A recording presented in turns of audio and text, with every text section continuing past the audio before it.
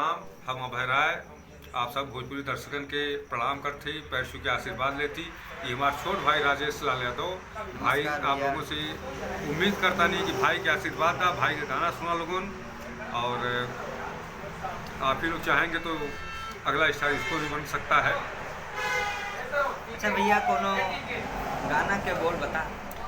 गाना बोल बाबू जैसे होला गाना कोनो बोल ना होला, वो कलाकार जो होना जैसे गीतकार जो होना जेके हमने के कवि जी कहल जाला। हाँ। ये कवि लोगों के एक उपज होला, जहाँ न पहुँचे रवि वहाँ पहुँचता है कवि। वो अपने अंदर से हाँ, वो अपने हिसाब से वो उनका एक अपना पैटर्न होता है, वो होता है।